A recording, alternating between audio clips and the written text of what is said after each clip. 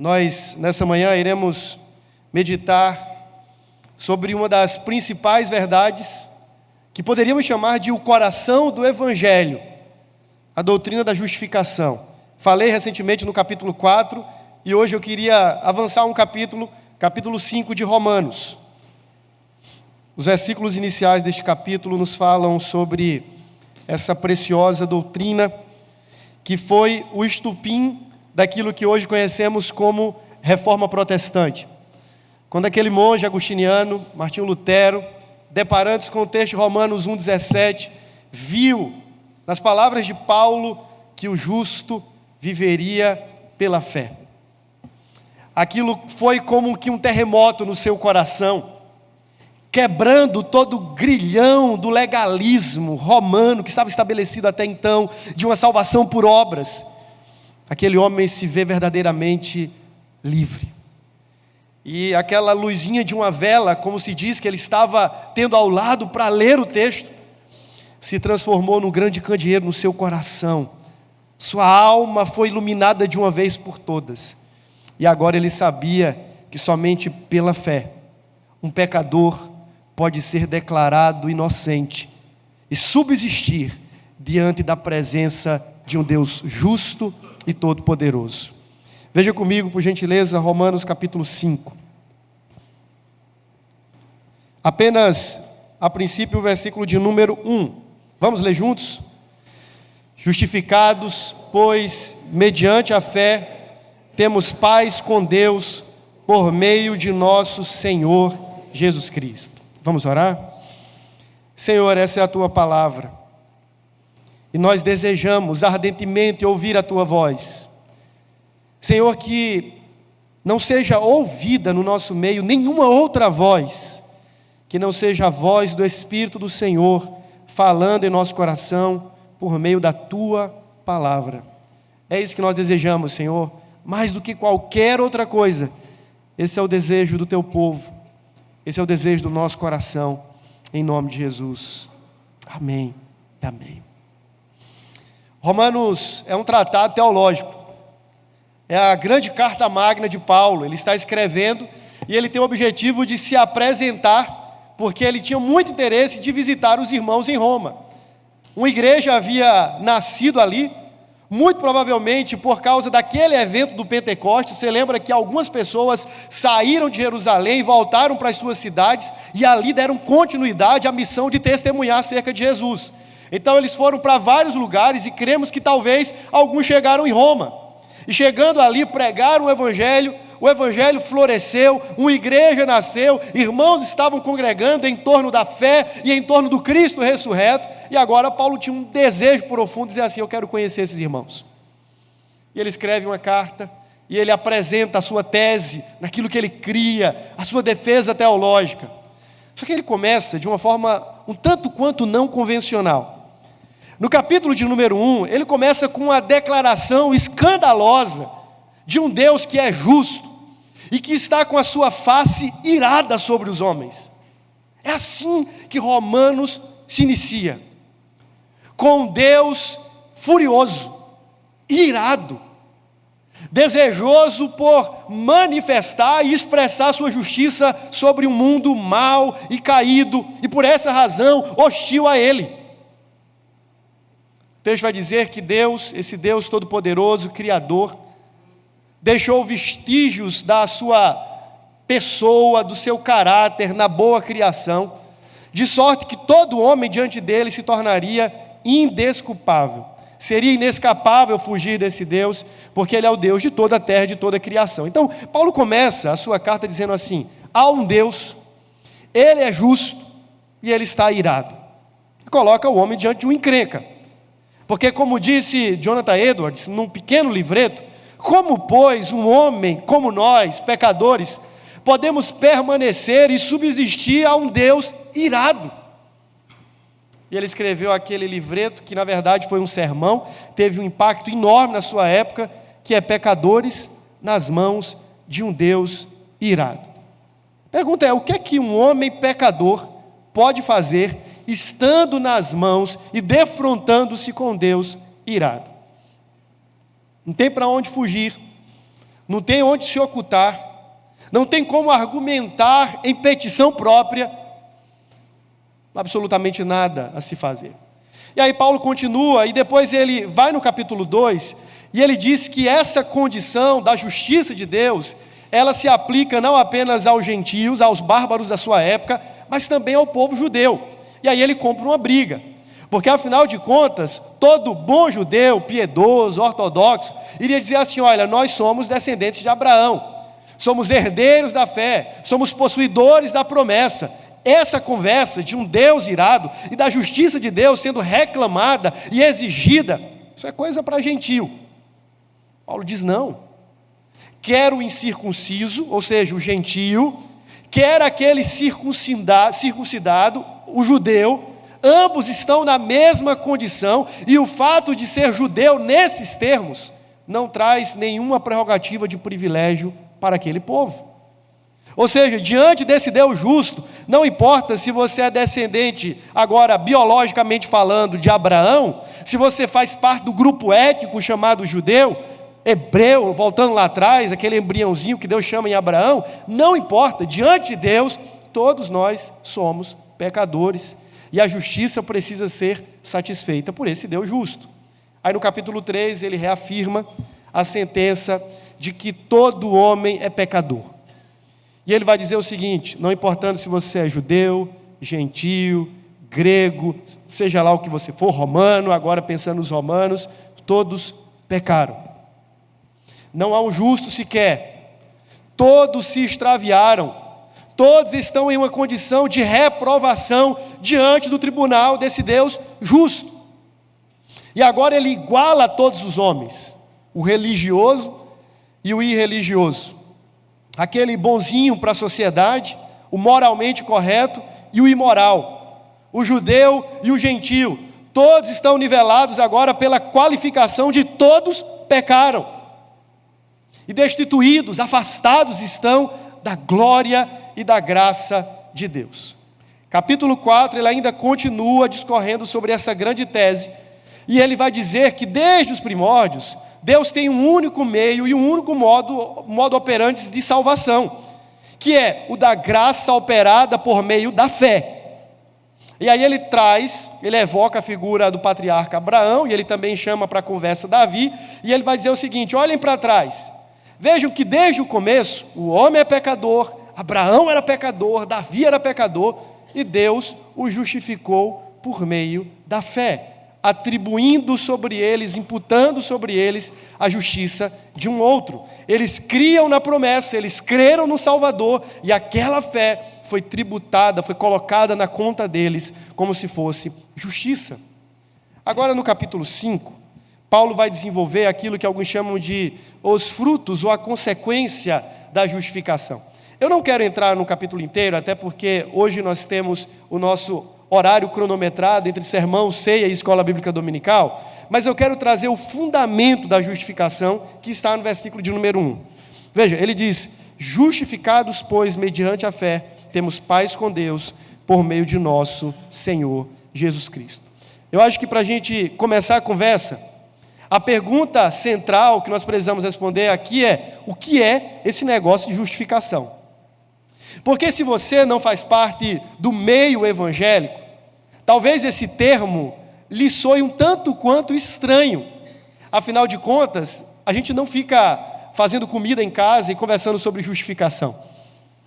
Você não vai fazer um trajeto de aplicativo, de Uber, e senta com o camarada e vai conversar sobre justificação.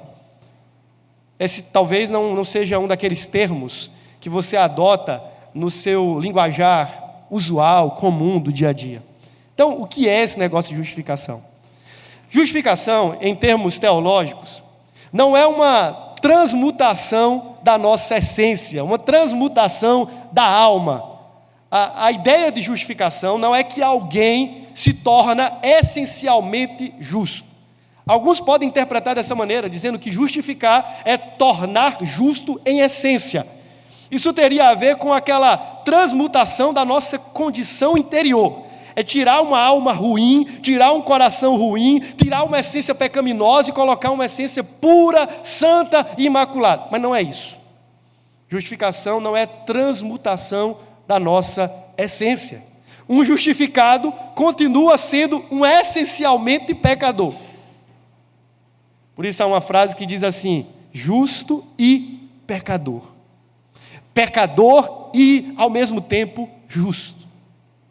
São duas coisas que convivem com aqueles que são justificados. Então, justificação não é essa transmutação de essência, mas o que é justificação é uma declaração forense, uma atribuição legal, um depositar na conta de, e aí mudar o status posicional dessa pessoa diante do tribunal de Deus.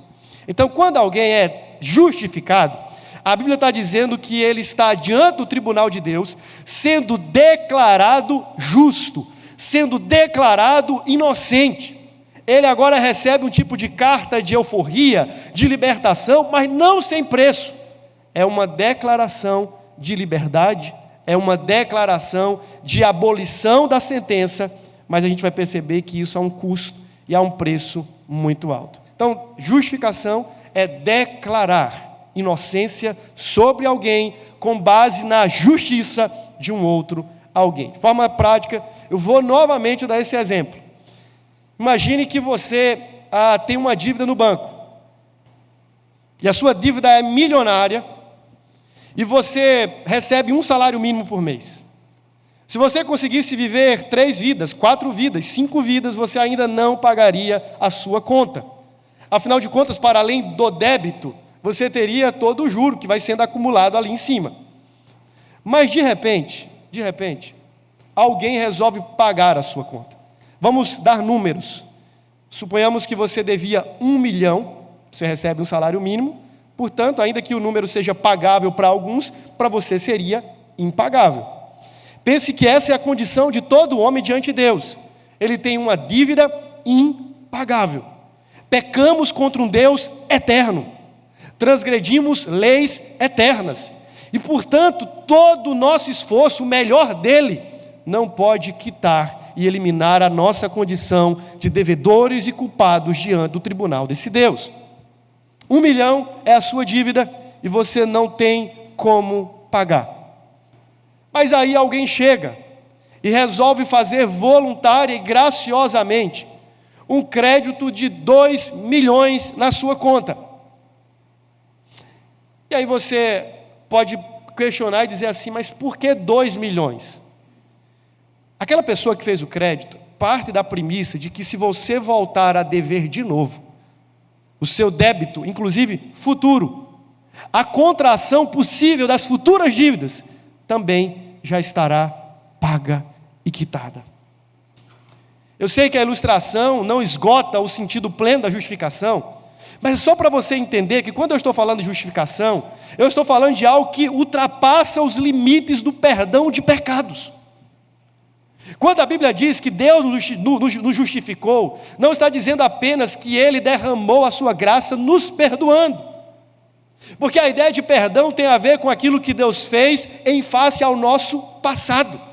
Mesmo que seja um passado imediato, um passado de alguns segundos, de algumas horas, de alguns minutos ou de alguns dias. A justificação é para além disso. É um quitar da conta que envolve, que engloba a nossa história passada, presente e futura. De modo que quando Deus, por meio de Jesus Cristo, nos declara inocentes, quando nos apropriamos desta graça por meio da fé, Ele está dizendo, nenhuma condenação há. Todo escrito de dívida que era contra você, foi encravado com Cristo na cruz. Você não deve mais nada. E diante dos temores do coração e da possibilidade do contínuo erro e do contínuo pecado, a justificação ainda grita em nossos ouvidos, por esses pecados Cristo também já morreu e pagou.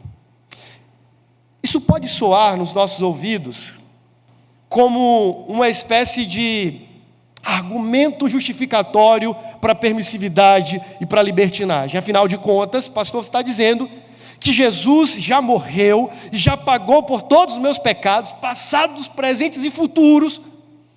Então, espera aí. Quer dizer que não importando a maneira como eu viva, se eu me entrego levianamente ao pecado, se eu me atraco com a desobediência e resolvo viver rebeldemente, meus pecados já estão perdoados. Que coisa maravilhosa. Não. Esse talvez pudesse ser o argumento de alguns, e Paulo refuta logo de imediato no capítulo 6, quando ele vai falar assim: daria essa graça ocasião ao pecado? E ele responde: de modo nenhum. De modo nenhum. Porque aquele que foi justificado diante de Deus, ele não é interrompido em seu processo aí. A obra de Deus, ela não termina na justificação. Na verdade, todos quanto foram pelo Senhor justificados, são por esse mesmo Deus santificados, para que um dia por esse mesmo Deus sejam glorificados. Então, a ideia de que o fato de Jesus ter morrido por todos os meus pecados implica em uma libertinagem de vida é vã, é antibíblica, é demoníaca. Nós precisamos entender que o fato de Deus ter nos declarado em Cristo justos, nos coloca em uma condição maior ainda de devedores à sua graça, ainda que essa graça nunca seja paga e nem Deus tem interesse que a paguemos. Eu falei isso recentemente. Da nossa parte, eu digo que há sempre um problema de autojustiça. O pecado, para além de nos levar para longe de Deus e vivermos a vida resoluta no pecado, ele nos engana por meio da autojustiça. Um inimigo da justificação é a autojustiça. Deixa eu lembrar para você, em termos práticos e bíblicos, o que é a autojustiça. Lembra de Adão? Ele pecou juntamente com a sua esposa, e ele viu que estava nu, teve vergonha e resolveu ocultar a sua nudez. O que é que ele faz? Diz que ele pega algumas folhas, cobre a sua vergonha, cobre a sua nudez. Afinal de contas, Deus viria na viração do dia e, encontrando ali, poderia, quem sabe, não perceber que eles estavam nus.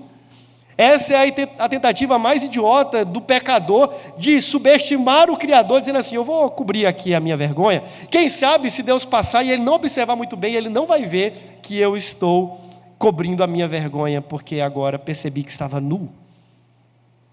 Essa é a tentativa mais comum do ser humano, à semelhança de Adão e, portanto, pecador, de tentar resolver o seu problema com Deus. Deixa eu cobrir aqui. E a gente faz isso de tantas maneiras, inclusive sendo um bom crente. Sim, estando aqui todo domingo, carregando aquela Bíblia gigante, com letras gigantes, colocando debaixo do braço ou trazendo no carrinho de mão, porque daqui a pouco o tamanho da Bíblia não vai caber mais, a não ser que você seja um powerlift e carregue ela, porque assim, afinal de contas, tenho que levar uma grande Bíblia para saberem que eu sou um grande crente. Você pode ser um membro ativo nos ministérios da igreja e estar fazendo tudo isso para justificar-se diante de Deus. Você pode ser um exímio ser humano, inclusive, que tem uma atenção especial para os vulneráveis. Você atenta para a necessidade do outro, e você pode estar fazendo tudo isso, tentando se justificar diante de Deus e cobrir a sua vergonha e a sua grande culpa. E há duas maneiras da gente fazer isso. Uma delas é como aquele filho que fica na casa do pai. Lembra o filho mais velho, o irmão? Quando ele chega e a festa estava acontecendo, afinal de contas o filho moço havia voltado, o pai mandou matar um novilho cevado, e está todo mundo dançando, cheio de churrasco no ar, a música rolando, ele escuta de longe e fala assim: opa, o que está acontecendo ali? Até poucas horas essa casa era um túmulo de silêncio. O filho havia ido embora, o pai estava angustiado, com o coração deprimido, e agora a festa, a novilho cevado, o que está acontecendo? E aí o empregado volta e diz assim: opa, o teu irmão, estava morto, mas agora vive, estava perdido, mas foi achado, vem, junta-se a nós na festa. Esse é o convite, inclusive, do pai para aquele rapaz. Ele entra em crise. Tem um pastor que diz que ele entrou na síndrome do cabrito, porque ele diz assim: rapaz, eu estou aqui fazendo a coisa certa o tempo todo, sendo bom filho, obedecendo ao pai, nenhum cabrito sequer foi assado para mim no dia do meu aniversário. Imagina agora a crise do filho mais velho. O que é que está por trás disso? Autojustiça. O camarada estava dizendo assim: eu fiz tudo certo, eu cumpri todas as leis, e o pai tem uma dívida comigo. O pai precisa pagar a conta, porque eu sou justo. Eu sou bom. Eu sou um bom pai. Eu sou um bom filho. Eu sou um bom crente. Eu sou um bom pastor. Eu sou um bom presbítero. Eu sou um bom diácono. Eu sou um bom isso. Eu sou um bom aquilo. Nós promovemos a nossa justiça e, quando assim o fazemos, achamos que Deus tem uma conta conosco e que Ele tem que pagar o churrasco e que Ele tem que matar o cabrito. Afinal de contas, que pai é esse que não honra a justiça do seu filho? Mas pensa direitinho, às vezes você não faz isso com Deus. Você não tem aquela sensação dizendo assim: Deus, o meu irmão ali, que não vai para a igreja como eu vou, não é fiel como eu sou, e você sempre se acha além do outro, né? Está vendo, Senhor? Para ele as coisas dão certo, as coisas funcionam, ele passou no concurso, Senhor, e eu não. Senhor, ele não adoece, olha a minha situação de médico e médico. Afinal de contas, Senhor, Salmo 73, de que valeu guardar puro o meu coração. Afinal de contas, Senhor, eu sou o justo da história. Se algum novilho tem que ser morto, se algum churrasco tem que ser dado, que seja para mim. Afinal de contas, eu sou bom. Isso é criminalmente uma ofensa contra a justificação pela fé. Porque você não é bom. Você não é justo. Você não deseja o bem. Por natureza, se Deus entregar você e eu ao meu próprio coração e à minha própria sorte, nós somos capazes de cometer as piores atrocidades. Sabe, você julga e reputa aqueles outros que estão no mundo dizendo assim: veja como eles são maus. Retirasse Ele de sobre nós a sua graça por um instante. Deixasse Ele de mover-se em nós pelo seu Espírito por um instante. Nos entregasse Ele a nossa própria sorte por um instante. Permitisse Ele que o nosso coração nos dominasse por inteiro por um instante. E você veria o quão pior do que você pensa que é, você é de fato. Alguém teve que assumir o salário do pecado. Alguém teve que morrer em lugar de alguém. A justificação não foi Deus colocando panos quentes sobre o nosso pecado, foi Deus tragando e sorvendo o seu próprio Filho no cálice da morte em nosso lugar. Quando a Bíblia diz que Deus nos justifica, diz que Ele condenou o seu próprio Filho e atribuiu a Ele a nossa culpa, a nossa maldade, a nossa sentença condenatória, e agora é uma transferência, literalmente. O que é meu recai sobre Ele, para que o que é dele recaia sobre mim. Não foi sem preço, não foi sem sangue, não foi sem custo, não foi sem dor, para que você estivesse aqui dizendo: eu sou livre, eu sou justificado. Alguém teve que ser preso no madeiro, e esse não foi um anjo, não foi o melhor religioso que já existiu, foi o próprio Deus na pessoa do Filho. A sua declaração de inocência custou a morte do Filho de Deus.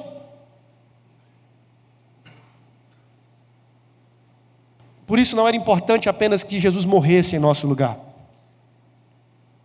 Ele poderia ter morrido como uma criança, até mesmo no ventre. No momento ali do seu nascimento, ele poderia ter morrido, afinal de contas, nasceu justo pelos injustos e morreu, e está tudo certo. Não!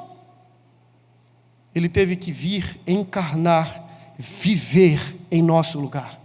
Viver a vida que nós não poderíamos viver. E depois morrer em nosso lugar. E ressuscitar para a nossa esperança. A justificação, ela é divina, tem origem em Deus. E tem como base Cristo Jesus. Ninguém poderá dizer assim: eu fui justificado, senão dizendo: eu fui justificado por meio de Cristo.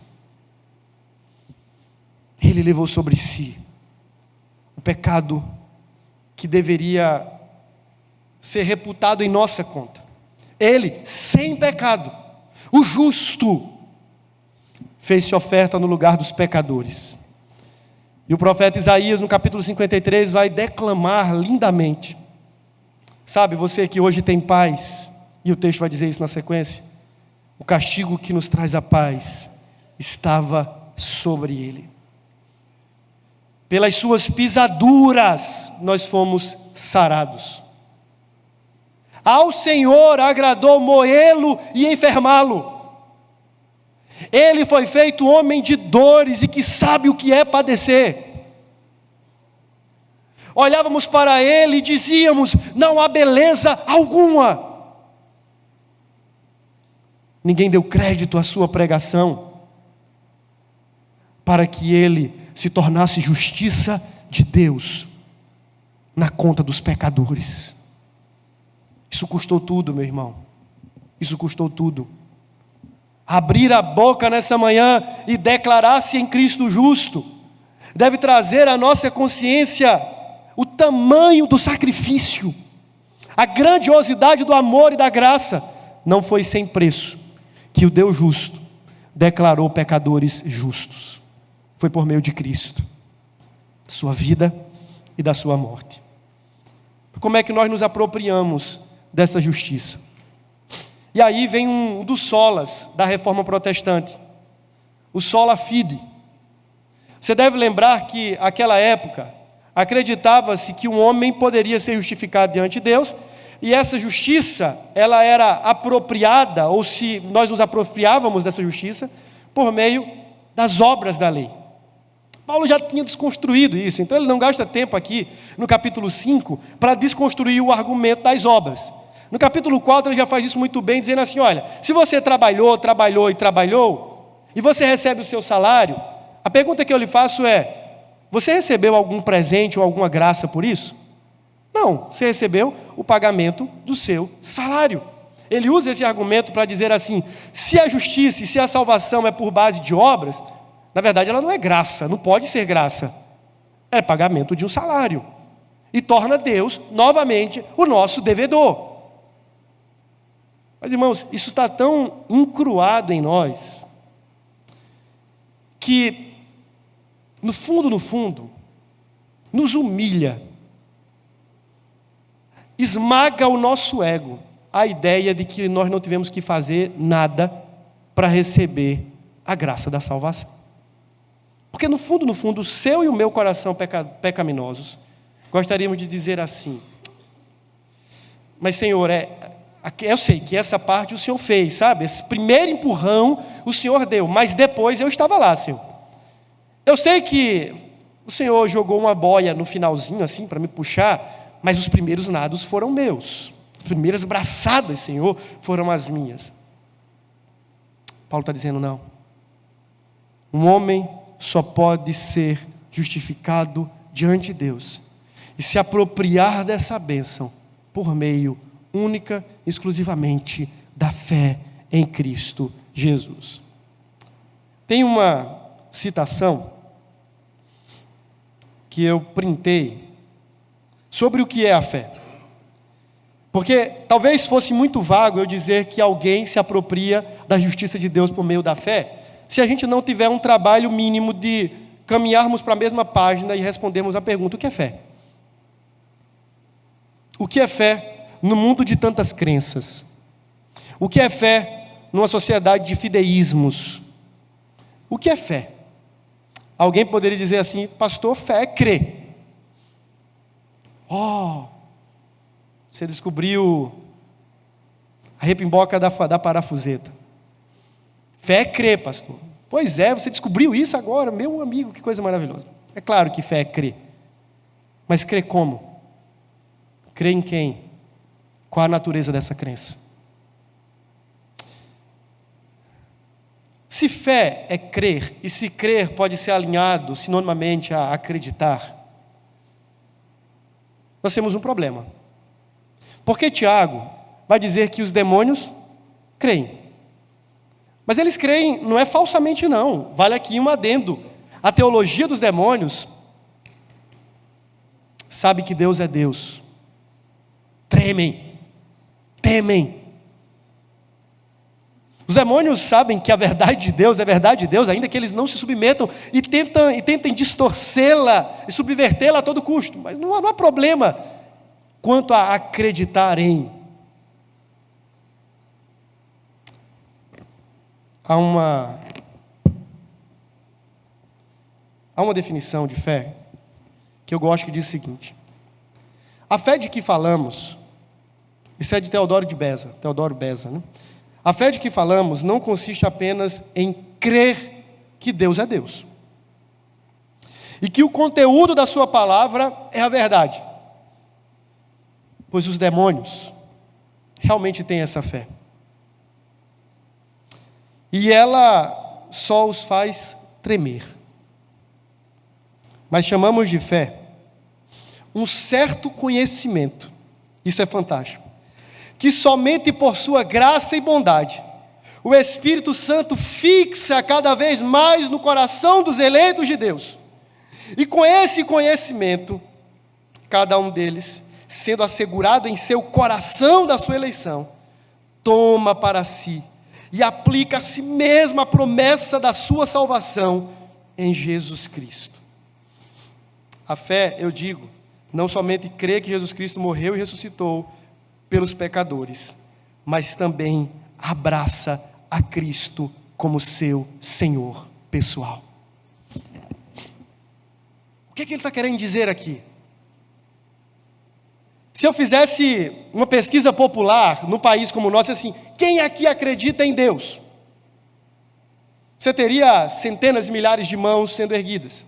Se eu fizesse uma segunda pergunta, eu ia afunilando, dizendo assim: quem aqui acredita em um único Deus? Já ia diminuir essa contagem, porque nós somos pluralistas, vivemos num grande Olimpo, né, um contemporâneo. Temos agora esse panteão de vários deuses modernos e tudo mais. Agora, qual é o problema se eles creem? Se você perguntasse assim: quantos acreditam que a Bíblia é a palavra de Deus? Ainda que você encontrasse milhares de pessoas que vivem em desconformidade com a Bíblia, você teria uma confirmação dessa pergunta dizendo: sim, nós cremos, a Bíblia é a palavra de Deus. Teodoro Beza então vai dizer assim: o que é essa fé? Essa fé não é uma apreensão intelectual de determinadas verdades acerca de Deus, da sua palavra.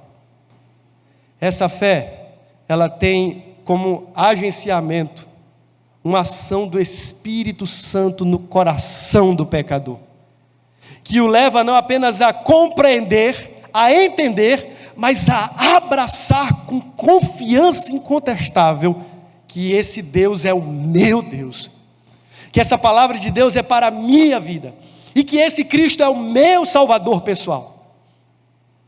Isso muda. Não é uma compreensão genérica e vaga na crença de um Deus, na crença de verdades absolutas. É um abraçar espiritual deste Deus e das verdades que emanam dele em sua palavra. Como isso acontece? Paulo vai dizer: essa fé, ela é dom. Essa fé é dom de Deus. E ninguém pode possuí-la lendo muitos livros. Essa fé é subproduto da ação do Espírito Santo de Deus no coração do pecador eleito, abrindo seus olhos espirituais para que ele então contemple em Cristo o seu Salvador. E ele olhe para os seus próprios pecados e anule cada um deles, dizendo assim: miserável homem que sou. Essa fé é aquilo que o próprio Deus produz em nosso coração, é aquela confiança interior, a confiança espiritual, que nos faz olhar para Cristo com beleza sem igual. Somente aqueles que recebem essa fé como um dom de Deus, conseguem olhar para a face do Cristo e ver mais do que feiura, mais do que dor. Somente aqueles que pelo Espírito foram iluminados e receberam essa fé, podem olhar para o Cristo e ver nele beleza e formosura. Eles olham para ele e não veem então somente um homem ensanguentado, mas vê a rosa de Saron, o mais belo dentre os belos, dentre os milhares. Ele olha para Cristo e fala assim: é ele. Meu querido irmão, é essa fé que se apropria da justiça, que vem de Deus e nasce no nosso coração pela obra do Espírito Santo, é que faz com que nós nos abracemos a Cristo e digamos: Ele é o meu amado, eu sou dele e Ele é meu. Sem essa fé você está perdido. Por mais que você tenha assentimento intelectual, já tenha lido dezenas e centenas de vezes os melhores livros, inclusive a Bíblia. Por fim, Paulo diz assim: justificados, pois, mediante a fé, temos o quê? Paz com Deus. Glória a Deus. Porque ele vai dizer que outrora éramos inimigos de Deus, filhos da sua ira, mas agora, Paulo diz, vocês foram reconciliados. A barreira de inimizade que estava entre vocês e Deus foi derrubada em Cristo Jesus. E agora vocês têm paz com Deus. Não é a paz de Deus, não é a paz que vem de Deus, é aquela paz que nós sentimos no dia a dia, é paz com Deus. O relacionamento do pecador com Deus foi novamente estreitado. Ele foi convidado a voltar ao jardim. Essa é a grande beleza da paz. Se ele se defrontar diante dos portais do jardim, ele não vai se deparar com espadas flamejantes cortando a sua cabeça, porque o filho já foi cortado em seu lugar. Ele agora é convidado pelo Pai a voltar ao jardim. Você agora tem paz com Deus, por meio de Cristo, por meio da fé, e Ele convida você a voltar para o jardim, dizendo: venha, meu filho.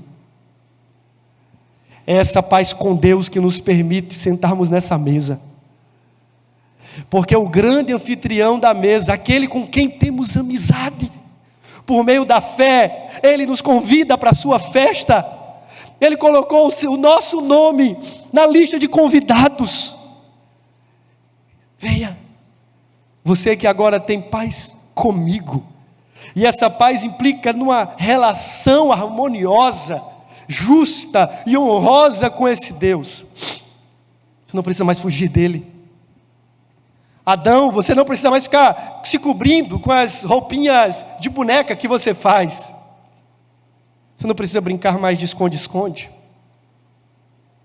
O dono da festa, o Senhor da mesa, o Senhor do jardim, por meio de Cristo, abre as portas das suas moradas eternas e diz assim: agora você pode entrar. Nós somos amigos. Já não o chamo mais de servos, e sim de amigos. Isso é fantástico. Eu posso dormir em paz.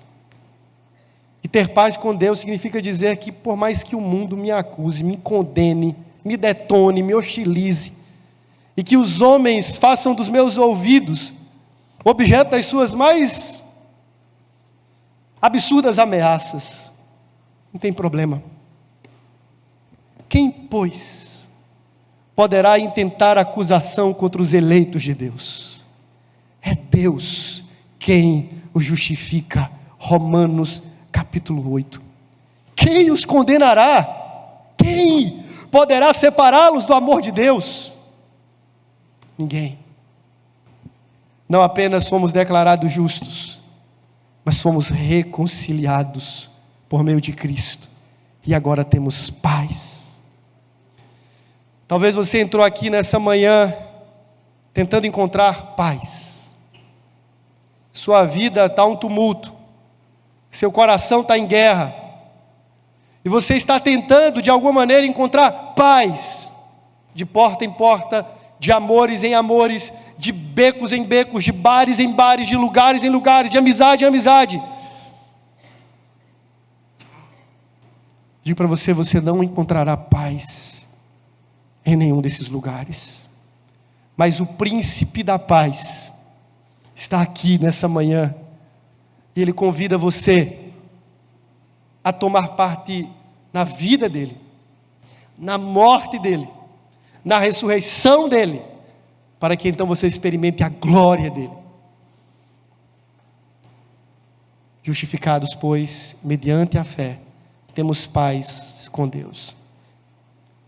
Vou falar uma palavra que me ocorre ao coração, talvez seja para você que está assistindo, não sei, para alguém aqui. Mas talvez você está tentando resolver a sua vida dizendo assim, quem sabe eu encontre paz, tirando a minha vida.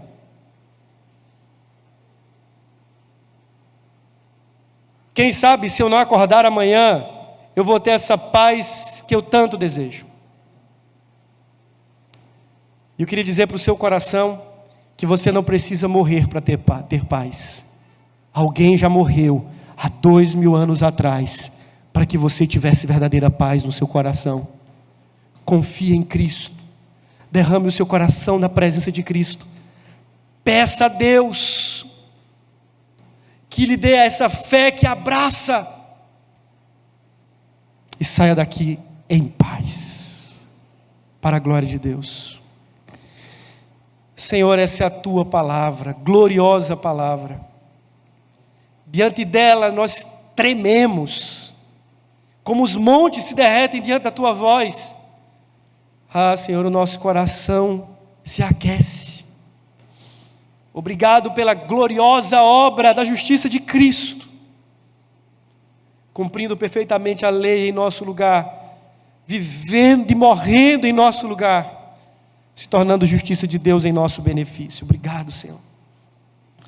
Obrigado porque por meio desta vida de justiça plena, nós somos declarados justos e recebemos a bênção da paz. Te louvamos e te agradecemos em nome de Jesus. Amém. Amém.